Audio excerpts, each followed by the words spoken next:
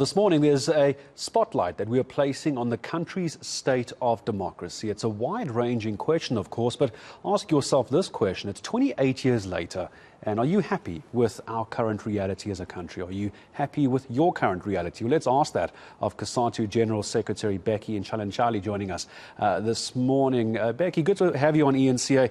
As always, there's a lot we want to talk about. It's almost 3 decades later. Are you happy with where South Africa is? We're not happy with the economy. I think is obvious when everybody is not happy about the state of our economy, the unemployment, the poverty, and the inequality that are still growing. But whether that constitutes democracy in itself, I think is a big debate. Insofar as our transition in terms of casting our vote, having our peaceful election, and parties accepting the outcome, I think we're moving in the right direction. Cadre deployment has been a big talking point, especially since the final chapters of the state capture inquiry came out. What's the view of COSATU on cadre deployment? The ANC defending the position. Many others are saying it's the reason we find ourselves in the mess that we are in. What's your view? Firstly, I think we need to have a common understanding as to what is the definition of the cadre deployment. If it means a party that is in government choosing its best and suitable people to serve in the government, to understand what the government and the manifesto of that government stand for, who meet the legal requirement or in terms of being professional, where you need to produce all your certificate, then I think cadre deployment has to be defended at all cost. If cadre development is understood that you put your stooges just because maybe you were in the same trenches, then that cannot be accepted at all. So it depends how one defines a cadre deployment. We understood it to be allowing government or the institution to be able to advertise, and therefore you be able to encourage suitable people to apply for those particular positions and to be taken through the rigorous requirement. People needed to be interviews, people needed to produce the experience and the professions that they have. And out of that, you choose your best, you recommend. As we understand, the cadre, the deployment committee does not choose, but make recommendation. People have then to be chosen throughout the legal processes. Of the two definitions of cadre deployment, Becky, that you just described, which one do you think the ANC is currently adopting? I think is the one that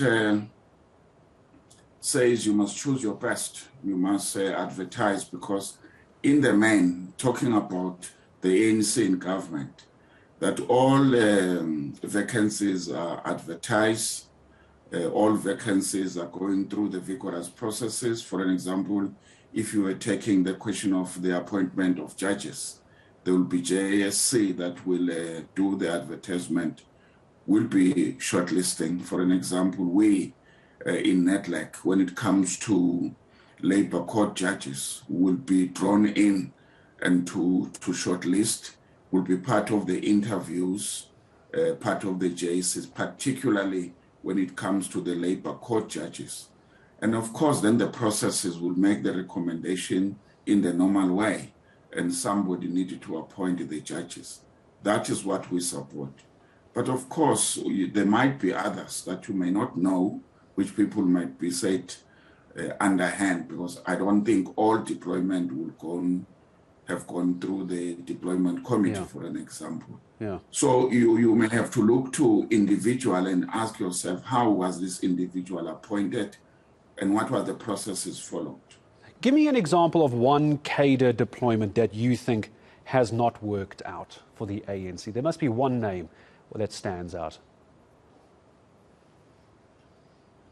In the main, that I would say, I don't know how one was appointed. You look to the former board member or chairperson of the SAA, and looking to her intervention, you look to somebody, I think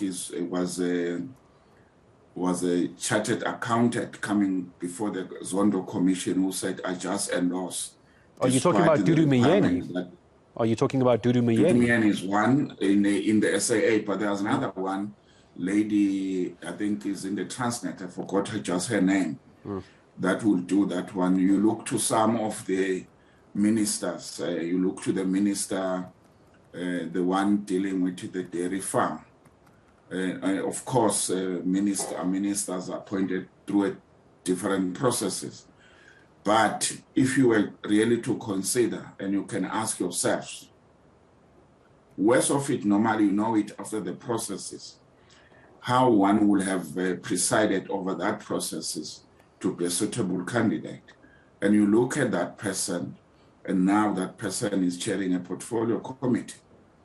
And I'm saying one, maybe I'm unfair, but many of those who came before the Zondo Commission, whom we all listened to the interviews, you were doubting what kind of a person is this? How will on earth this person could have been appointed? It's the question that I think many people are starting to wonder about cadre deployments. But I appreciate your time as always, Becky and Charlie Kasatu, General Secretary, joining us here on eNCA for our focus on our state of democracy in our country. What is the state? What does it mean to you?